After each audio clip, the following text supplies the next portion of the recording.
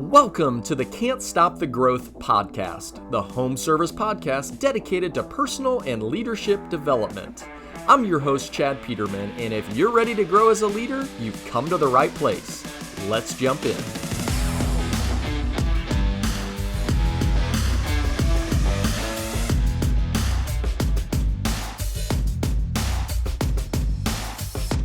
Today we're going to talk about the topic of thinking like a winner. So we've talked about this a couple of times, but I think it's important. I was talking with a group yesterday, and they were, their biggest thing, so they're all from outside the industry. It's the first time seeing the new building. They've seen the other one. And their biggest thing is how do you continue to, develop culture, spread culture, all of this stuff. And I thought about it, and I said, I think it's just repetition. It's just consistently going over the small things that, in the end, make a big difference. And as we've talked about many a times, mindset and the way that we think influences a lot. It influences everything. Everybody can relate to being in a bad mood, and what happens? The rest of the day seems to go to hell in a handbasket, if you will. And so I've got 5 keys here to think about when you are kind of taking inventory of where your mindset is and what it takes to think like a winner. Number 1 is a quote from Maxwell. It says, "Success lies in the habit of doing the things failures don't like to do." So this is a pretty easy one, right? We all know people that struggle, and more than likely the reason that they struggle is they have bad habits, or they haven't adopted good ones, or they've failed to stop doing something is often the case. As we think about the things that lead to success on a daily basis, we hear this a lot in our industry, especially when it comes to technicians, when it comes to people that have been in the industry for a while and are coming and are new to our way of doing things. And unfortunately, it relies upon us to help them develop those habits that are going to lead to their success. Now, how do we develop good habits? Well, as we've talked before, we all know what to do, right? Everybody probably has a pretty good idea. I always say if you went to somebody and asked them, what are the things that you need to do to be really successful today, they could probably rattle them off. And usually the barrier to making those things happen is those things are usually uncomfortable or things that you don't want to do, right? It's very similar. You're trying to lose 10 pounds, well, that you can't eat all the good stuff, right? You got to adapt. That you got to wake up early and go run, but that's hard. Or, do some push-ups or whatever it is. And we all struggle with those things. Struggle with the urge to do what is more comfortable. It's a lot more comfortable on a weekend to have a beer while I watch the game as opposed to not. But I still haven't conquered that one, I'm still working on it. I'm going to probably fail tomorrow if Purdue wins today. It's not going to be good. But it's understanding what is that goal, where do I want to get, and how are my habits affecting where I want to go. One key that I have found in building habits is creating an environment that which supports your habits. So think about that. What are things in your life that make it more difficult for you to do the right thing? If we think about a service department and your manager is an ass, it probably makes it harder for you to be successful. As I came in, the call center and dispatch team is having a great time with each other. Well, there's probably a reason why they're really good. Because they've created a culture inside that room that breeds success. It's no coincidence. It's not like there's some magical thing that they have uncovered. They work at it every day.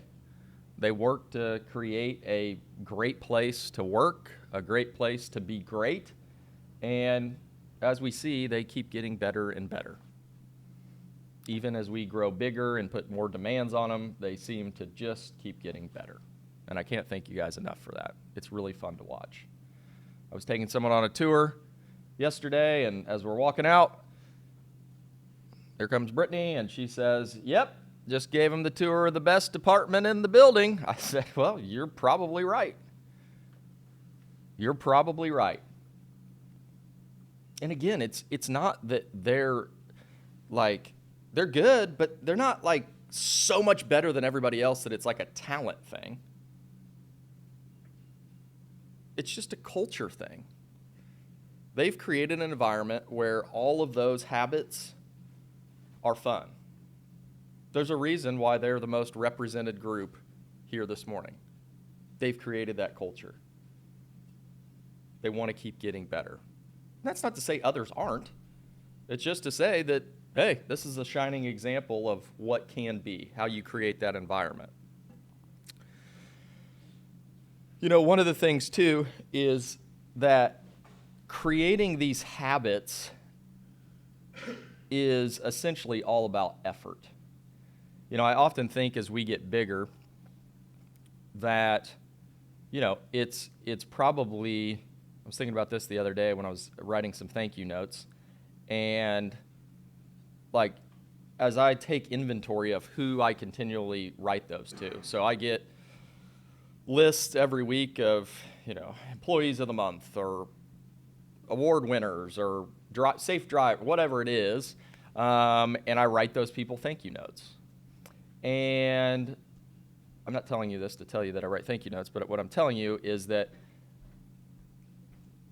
you see a lot of the same people continually coming up because they have made the habit of having a great attitude, continually trying to get better, moving the needle forward.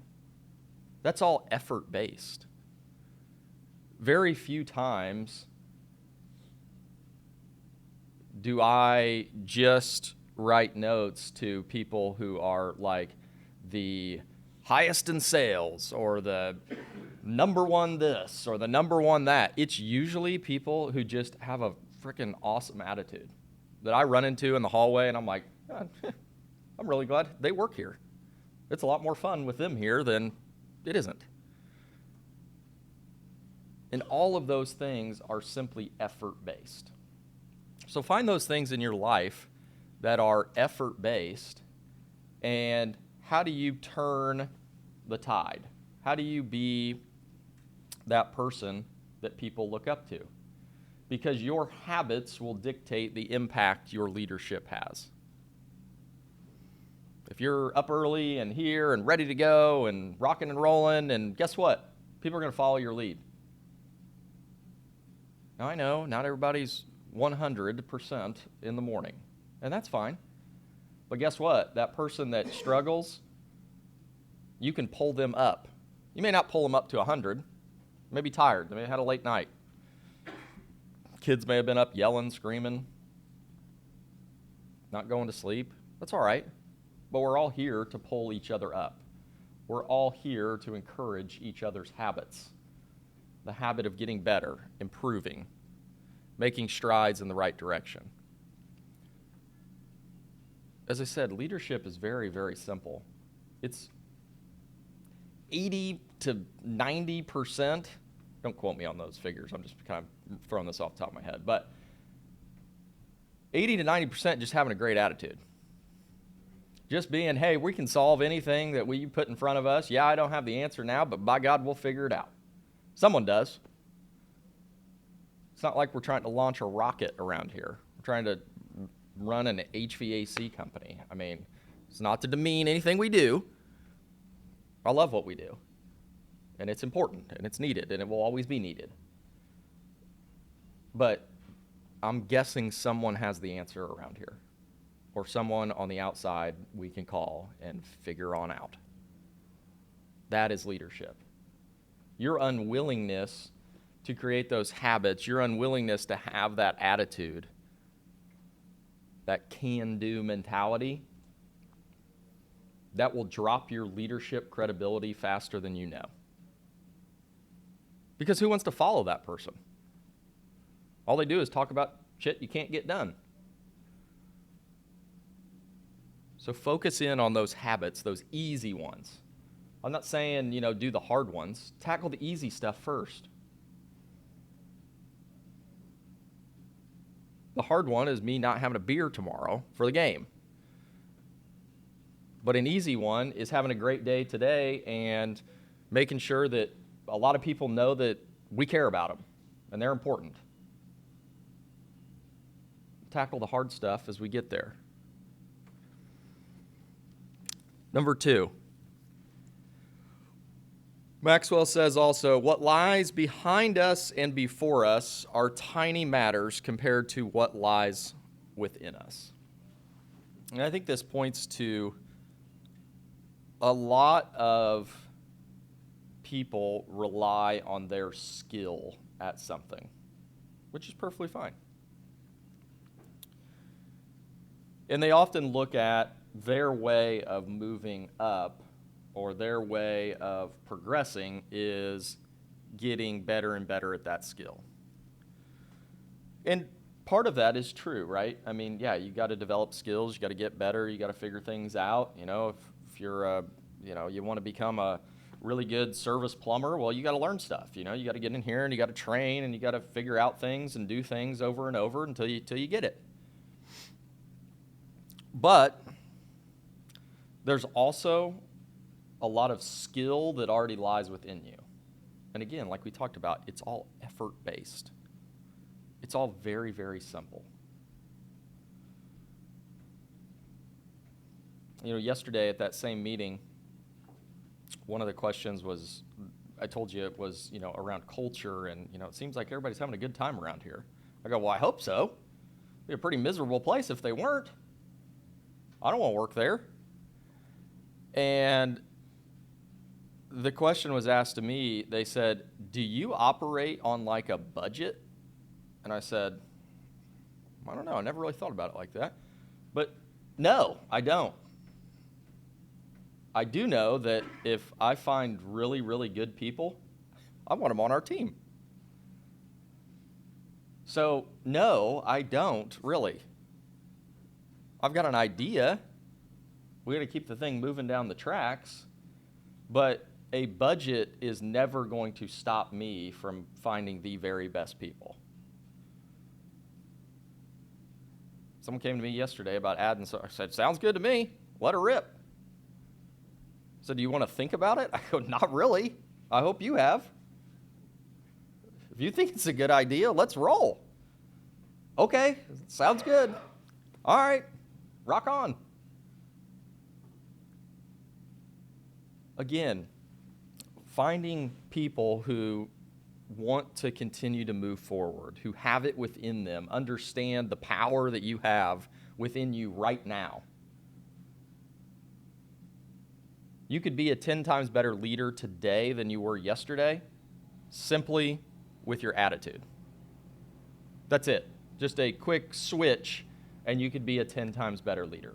You don't have to be in any position that denotes people reporting to you or anything like that. Leadership is influence. How much influence do you have with the people around you?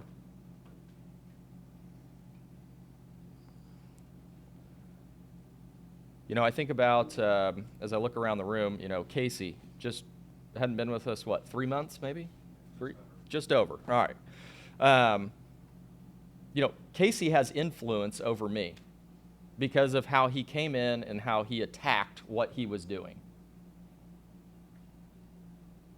We had some things going. We needed to fix some things. We needed to get back to customers, all of this. And Everybody I talked to was like, yeah, he's great. He's got a great attitude. He's like ready to rock and roll, ready to take this thing down. I said, awesome. Glad he's on our team. I don't know what he's doing on a daily basis, but it seems to be working. I trust him. I got a vague idea. But all I need to know is that he has a go-getter attitude and is ready to take on the world. That's all I need to know. We've talked a couple times in passing and talked about Michigan football. So he's a fan. About time we got some other good fans in this building. Notre Dame fans, Jiminy Christmas. If we bring another one of those in, I swear. I'm just kidding. I'm kidding. My dad and my brother are big Notre Dame fans. But again, it doesn't take a lot to have a lot of influence. You know, there's so many people in this room. I use Casey as an example, but I look around the room. All the people in this room have a fantastic attitude. Probably not a coincidence that you're here. All the people in this room have an attitude of, well, what's the problem? Let's go fix the damn thing. And that is what you need. That is your superpower. That's where it lies. The other piece I will tell you with attitude is a lot of your communication, I think they say 90% of all communication is nonverbal. Think about that. Like, I know when my wife's mad at me and she don't have to say a thing. I am fairly confident I have figured that one out. Oh boy. All right. Well, I'm taking the kids downstairs. We'll see you in a little bit. So if 90% of your communication is nonverbal and attitude is your superpower, think about all the nonverbal things that you do on a daily basis that could affect how people interpret your attitude.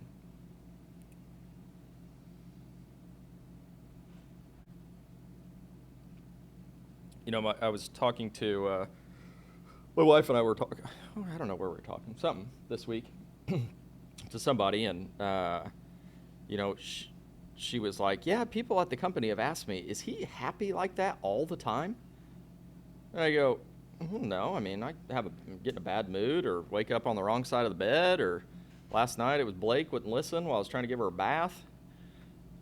She was doing an experience, Daddy. I'm doing an experience. And I was like, I don't care what you're doing, but we got to get out of the damn bath because I'm hungry and I want to eat dinner. Experience. And she was doing that. But me smiling and saying hi to people and doing all of that, like, that's important. And it's just as important for you in whatever role you're in is to be in a great mood. I think about Aaron. I've never seen Aaron in a bad mood. Anytime I talk to him, hey, what's going on? What are we doing? How's life? Never in a bad mood. He has influence over me. I would do anything to help him out. I want to see him succeed. That's all. He does great things, but like he didn't do anything like, you know, like save my cat or something like that. Like I don't even have a cat. But he just exudes that positive energy that, hey, we can figure it out. Hey, there's no problem we can't tackle. That's super simple. That's just a choice that he made. It's not like he was like blessed with some God-given ability to be in a good mood and, you know, want to go tackle things. We all have that ability. Number 3, avoid dream stealers. So I don't like these people. Because there's a lot of people in the world that will tell you that you can't do something. There's a lot of people in the world that, for whatever reason, will come up with every excuse in the book of why something can't be done. I'm here to tell you that anything can be done. Anything can be done. Some things are harder than others, and some things won't work as well as others. It can be done. It may just have to be done a different way. The key is understanding that because we need to avoid these people, and this kind of goes back to our environment of, we've all, I don't know if you guys have, I've had to fire friends before. Not like formally, but I'm just probably not going to hang out with you anymore because you are kind of like a drain on my entire life. There's sometimes family members that can get into this category. But what I will tell you is don't be afraid to share. Don't be afraid to put it out there on the line, even though you know that they're going to try to steal it. They're going to try to tell you that you can't do it, that it's not possible.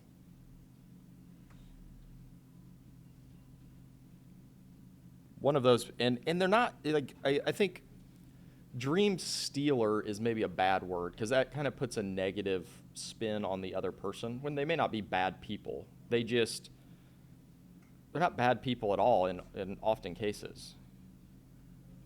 For me, my dad is one of these people, right? Like he is not a dream stealer. I mean, shit, he's given me every opportunity in the book. But when I think big, I think being a parent, he wants to protect, right? It's hey, I don't want you to get hurt, still to this day, type of thing. But what fuels me is anytime I have a big dream, he's one of the first people that I share it with. And I've said this before because I know that if he pushes back, then I'm dreaming big enough. If he doesn't push back and agrees with me, that's when I get a little scared. Did he really? Oh, okay. Well, let's revise and then let's go bigger. One of my dreams here, I came up with this wild idea. So this is part of the exercise. So just sharing these big dreams. So about a year ago, well, actually, I've always been loosely. We have some family friends that are in racing and different stuff like that. And so I can barely turn on my car. So it's not like I'm going to drive or anything. But I always got kind of interested in the business of racing. And I'm like, all right, let me try to figure this thing out. Everybody said when they were little, hey, I want to own an NBA team. I want to, I'm going to own the Pacers, or I'm going to own the Colts, or I'm going to play for the Colts, whatever it may be. And so I was looking at racing, and I've studied it for 2 years now. So I've watched every race.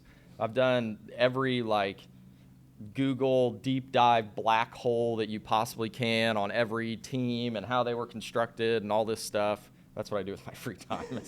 I get into a lot of black holes, searching for this stuff. So anyway, I'm looking at this and I'm okay, so if I ever wanted to do something here, I don't do anything now. We sponsor a go-kart, I think, maybe 2, which is cool. But I said, what's a big goal that would get someone scared? I said, maybe winning the Indy 500. That'd be a big goal. You'd have to do some figuring out to figure out how you would put that all together. So I wrote it down last year on my goal sheet. I said, at some point in time, I want to win the Indy 500. Now, granted, I've never been in a race car. I've never done anything of that sort, but I just thought it'd be cool. I'm okay, I think I could figure this out. So that's on my goal sheet, has been for 2 years, is to figure out how to win the Indy 500. So it's amazing. I kid you not. When you start writing this stuff down, it will find you, and it's weird, okay? So start putting this stuff down, and I'm not actively, this isn't my full-time job. This is hey, if I got a few minutes, I'll do this thing. And I'm okay, well, I guess I better talk to some people that are in racing, that know what in the hell they're doing, because I certainly don't. And so I've met with some people and talked to them, and they're oh yeah, you could do it. I go, no, win the race. Can you win the race? Is it possible? They go, yeah, it's possible. You can do it. I was okay, well, what do I need to know to win the race? I start rattling off stuff, and I'm writing it down. Okay, sounds good. Need to find this person and that person. I said, well, isn't it a lot about a driver? Don't you need a driver? They're like, oh, yeah, there's plenty of drivers. This is what you got to do. You got to sign them. You got to do this. And you're going to need probably, in order to get these types of drivers, you're probably going to need to sign them for, okay, sounds good to me. All right, write that down. And so I've got kind of a plan here to do this. But again, yesterday was a prime example. I wanted to test out my dream on my dad. And so I did. We were standing in Tyler's office, and we were talking about something, and I said, somehow racing came up, and I go, yeah, I just decided that I'm going to win the Indy 500 at some point in time. Obviously, my dad's like, well, you're going to need a lot of luck to do that. I said, well, probably, but I have figured a few things out. I got a lot more stuff to figure out, but I think I can legitimately do it. I think I can do it. And this is me telling you that I'm going to do this one day. So that will be a fun day when we do that. It probably won't be this year, but we're going to make a run at it at some point in time. So it'll be a lot of fun. And you guys probably think I'm crazy, and that's fine, because that is the good part about dreaming, is you can say whatever you want. So I thought about this a long time. I was like, well, shoot, I'm just going to share this tomorrow, and that way it's public knowledge that I'm going after this, and I'm going to figure out a way to do it. I think it sounds fun. I mean, I've been to the Indy 500 once. That was pretty fun.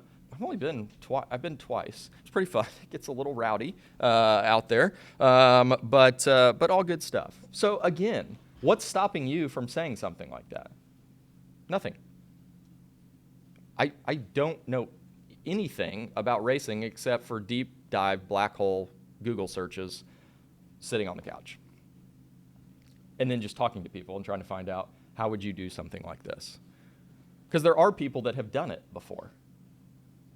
So you just have to pick their brain. They'll usually tell you how to do it.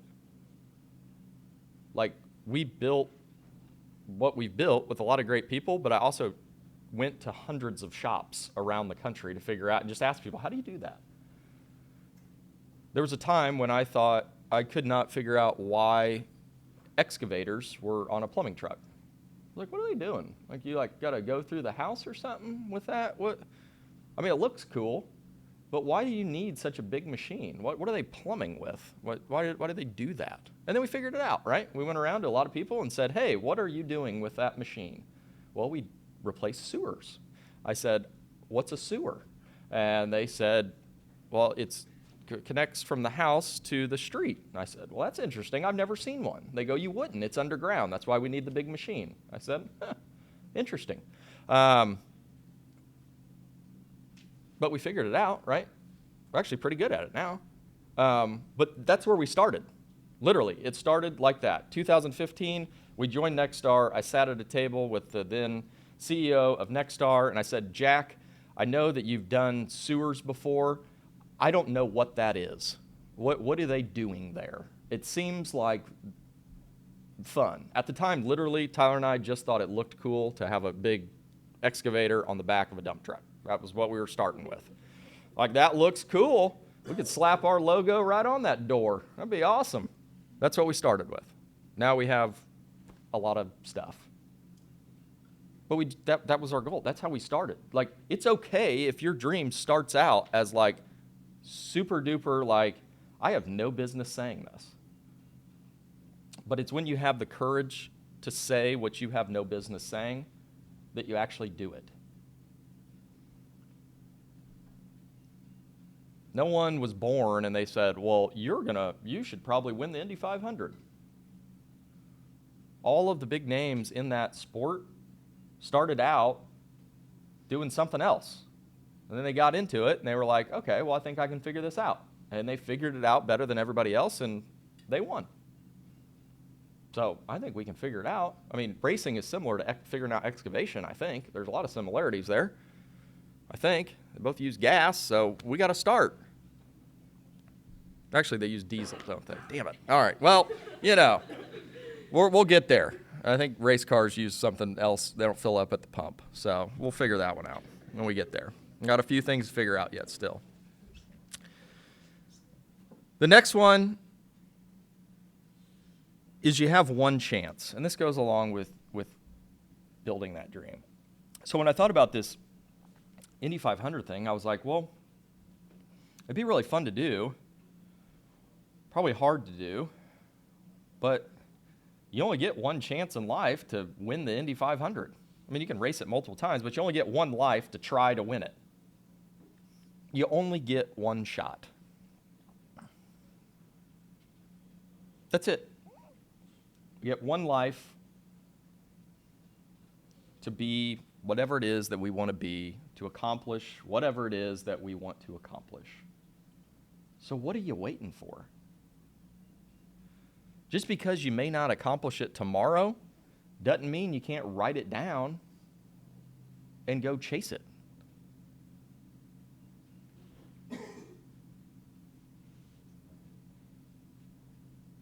I mean, this whole place, like, obviously a lot of our people are newer, but there's some days where I wish that part of the tour for new hires was to walk through our old building.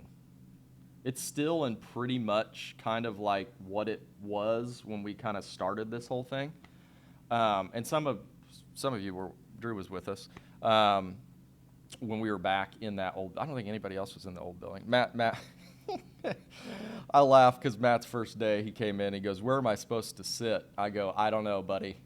You're going to have to figure that one out on your own. And so he didn't have a desk, but by God, he was eager. So I think we hold him up, and if you've ever been to the old building, there's a very awkward room between where the HVAC classroom used to be and the hallway. I think he sat in there for a while until we found him a spot to sit. But that's where it started. But yet we thought we were going to be this. Like, we were pretty intent that, like, this is what's going to be us. We're going to figure this out. And a lot of people believed in that dream. Everybody believes in that dream. What we are building is a dream. That's a hell of a lot more fun than going to work, isn't it? We're building something that no one's ever seen before. Trust me. We had 35 companies in for a tour a month ago. We'll have 20, I don't know how many are coming in, 24 next Wednesday. All of those people, it would be interesting to take them through that old building. Now, my dad's about ready to sell it, so that dream of taking them through there is probably by the wayside. But that's where it started. That's how all dreams start. They're going to start, and it ain't going to look real bright. There were days when it did not look real bright for what we were doing. There was a day when we had the only plumber we had quit on a Friday, and so we were down to 0, and the new one started Monday. We said, welcome to the team. You are the team, sir. You are the team. That was in like 2016. 6 years ago. That's what it looked like here. We were like, we ain't got, like, what are we going to do? Now, I counted yesterday, I think we have over, with plumbing and plumbing maintenance, we have over 100 technicians. How do we do that? We find really great people, and we're crazy enough to think that we can do it. If you have a dream and someone does not call, if multiple people don't call you crazy, you ain't dreaming big enough. Find those people that will call you crazy. It will provide motivation. And more than likely, what you can tell them is that you will never probably accomplish anything that I'm going to accomplish because you think everything is crazy. But someone in this world has to do it, right? Someone has to create the best home services company. There's always got to be a best, right? If you look at all of them, there's always got to be a best one. So someone's got to do it, and I just figure, why not us? Let's just go do it. Yeah, it'll probably be hard, but it'll be a lot of fun too. That's the mentality that you take into making your life whatever it is that you want to make it. Someone has to do it. Why not me? It's that person who believes that will do it. Everybody else will fall. You'll pass all of them because they'll never believe it in the first place. Last, when we think like a winner, we have to think about others first. The greatest achievements in life are that benefit others. That's why I love what we do, because we get to go out and take care of people all day long. That's what we do, all day long. It's a great business. It's a lot of fun. But when you lead, when you go into today and you dream your big dreams and you understand that your attitude is important, know that all of those are affecting others. And that is leadership. That is the mark of people who are going to change the world. Those people who put others first, who want to see them succeed, who want to lift them up, want to pick them up after a bad day. What can you do today to pick someone up? To make them feel important, to help them out with something that they're struggling with.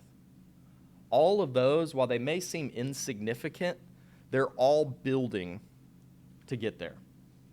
Because you know that person that you lift up may be that person that has that unique skill in the future that's going to get you to that crazy-ass dream. It doesn't cost anything to be nice. It doesn't cost anything to help someone out. I'll help anybody out with anything except moving. I draw the line at moving. I will not move. I have done it. I will not help you move. So I am out there. I will not help move. I have been on the bottom rung of a stair with a refrigerator over me more times than I need to be. And I'm getting older, and I do not want to do that. So moving and probably painting. Those are the two things that I will find you the best damn painter on the face of the earth, and I will give you the number for a moving company, but I will not be there to help. Anything else, I'm here for you. It doesn't cost me anything to do that.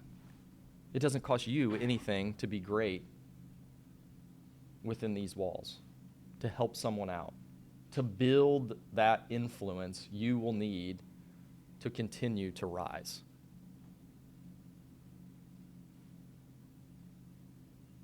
Those are the people that are going to make the biggest impact. And that's what we look for. We look for people that have tremendous attitudes and a willingness to work hard and want to do the right thing. It's pretty simple. We get some bad ones every once in a while, but we're not going to bat 1,000. But the goal is to create a group of people that really cares about one another, wants to see each other succeed, and wants to help each other out. You know, as I was doing research for this, I found this really cool quote that I wrote down that I wanted to share. Because it is the essence of what, in my mind, leadership is. So, Andrew Carnegie, unbelievable businessman and everything, like unbelievable. And on his tombstone, it says this: "Here lies a man who knew how to enlist in his service better men than himself." To me, that is what life is all about. How do we find those people in our lives who we can lift up, who we can enlist to help us. And we do that by helping them. Where are those people in your life that are going to help you achieve those wild dreams? They're out there. But the best way to impress them, the best way to get their attention is to help them, is to help move their dreams forward. Help them with what they're trying to accomplish. And in the end, you will find yourself accomplishing whatever it is that you're dreaming about. This whole dreams and everything, it's like, I think it overwhelms most, right? It's like, oh my God, that dream's so big. I'm never going to get there. There's no way I can do it. This is crazy. All of these things. But it all starts with helping everybody else. With doing your best to be in service to others. That's where all your dreams start. So when you understand that I will reach where I want to by helping everybody else in my life, that's when you'll pour gas on your dreams. That's when you will become the leader that people look to and they want to help you. We talk about being inspiring. Again, a real lofty word. Like, I don't think I'm inspiring, am I? Yes, you are. You're inspiring by the smile that you have on your face, by asking someone how they're doing today. You're inspiring by picking someone up or helping someone out with something that they're struggling with. Inspiring is not some pie in the sky thing. It is simple daily habits of connecting with others and making sure they feel your presence. Making sure that they understand that you are there to help them. Thank you so much for listening. If you enjoyed what you heard, I would greatly appreciate if you would rate the show or share it with someone who might enjoy it. As the name suggests, we are always looking to grow, so let me know in the comments what you thought and if there is anything you would like to hear on future episodes. Come back again soon, and always keep growing out there.